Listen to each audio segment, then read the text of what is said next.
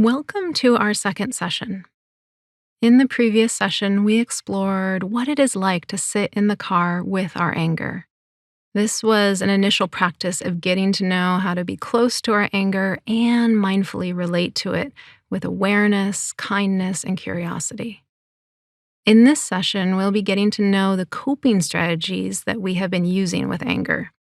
These are the habitual and unconscious strategies that we have been using to either stuff or erupt with anger. In order to create a new relationship with our anger, we need to clearly see the current relationship we have with it. The truth is, anger can either be destructive or constructive. But as I shared in the previous session, most of us end up doing unhealthy things with it. We either stuff our anger in the trunk of the car or we unwittingly hand it the keys and allow it to drive the car. These are both destructive strategies. Now, it might be easy to think that stuffing our anger is at least the safer strategy, but research has shown that repressing our anger can create a whole variety of physiological issues that can be just as detrimental as erupting with our anger. I recall an experience from my early 20s when my boss said something sexually inappropriate to me.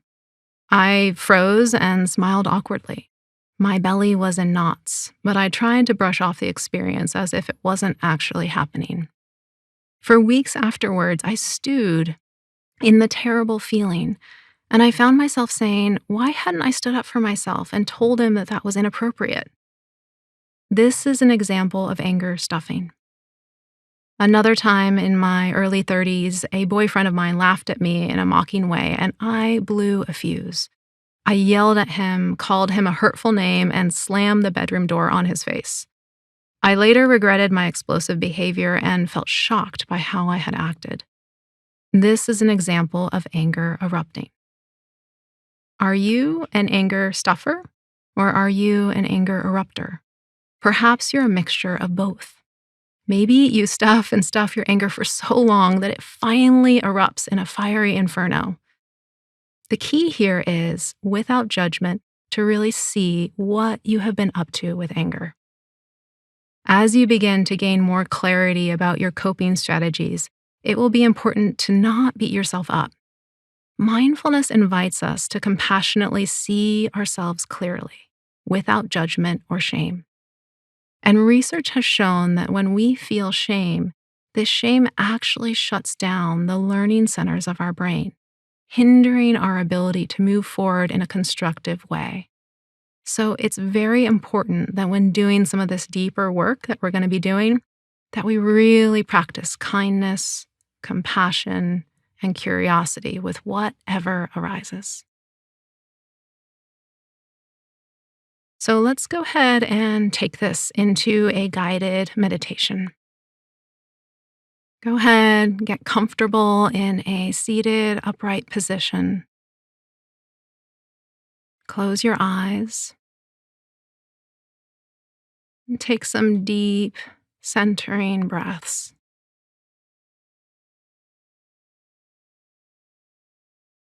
Really inviting yourself into this moment, into your body.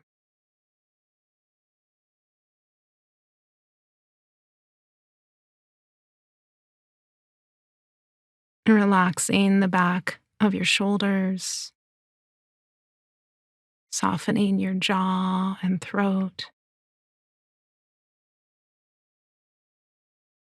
And as you take these deep breaths, really allowing your breath to massage and soften your lower belly.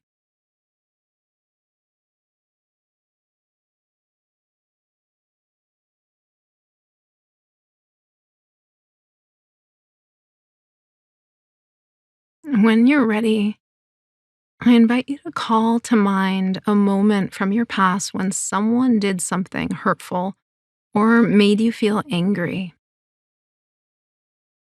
Or recall an experience from your past when someone did something hurtful and perhaps you should have felt angry. Go ahead and bring this to mind right now.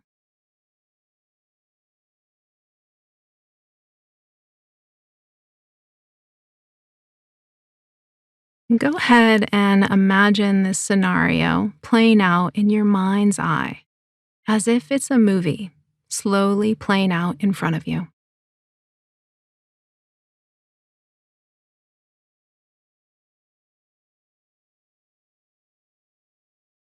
Take some deep, slow, centering breaths.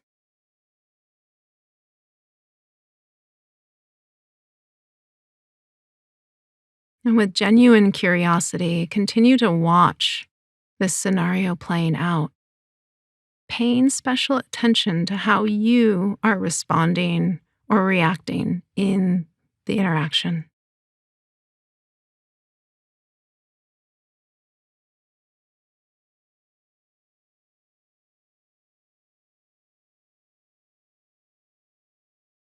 Are you lashing out at the other person using hurtful words? Are you getting physically aggressive? Are you stuffing your anger and staying silent? Are you appeasing the other person so you can end the interaction and quickly get out of there? It's without judgment, just noticing what you're doing, what you are saying.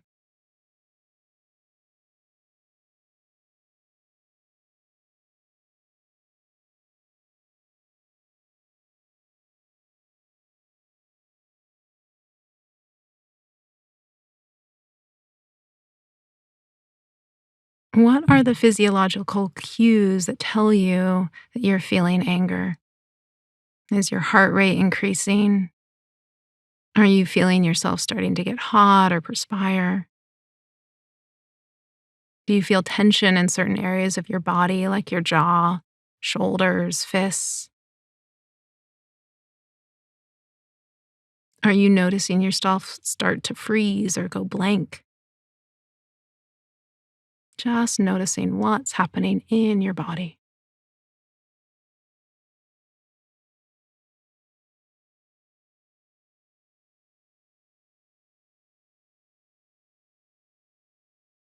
As you watch the scenario play out, notice if you are erupting in anger or are you stuffing your anger?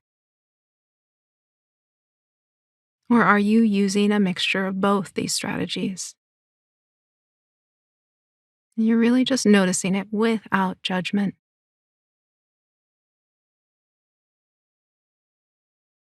Just see if you can take a deep breath right now and just bring in some compassion for whatever is happening.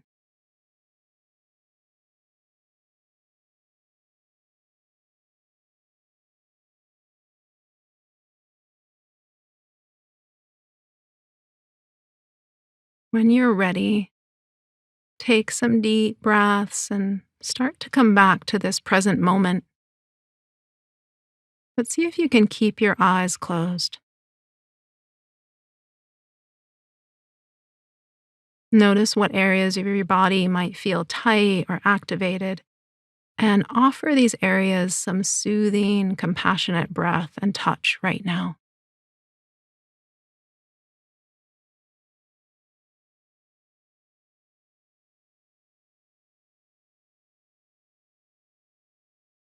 Take a few deep breaths and see if you can appreciate yourself for being willing to see your anger stuffing or erupting strategies.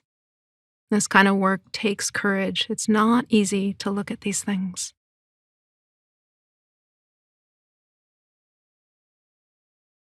Inhale and place a hand on your heart, just bringing some warm compassion to your chest.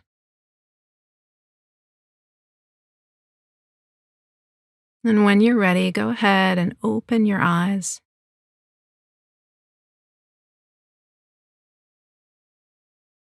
I suggest you take some time to write down any thoughts or insights that arose.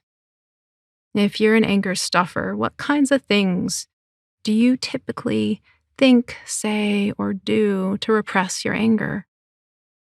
And if you're an anger erupter, what kinds of things do you typically think, say, or do when anger is driving the car? Just remember that seeing your unconscious strategies is an important first step in creating a more conscious relationship with this emotion. We cannot truly change unconscious behavior that we are not first willing to see and understand. You did some great work today.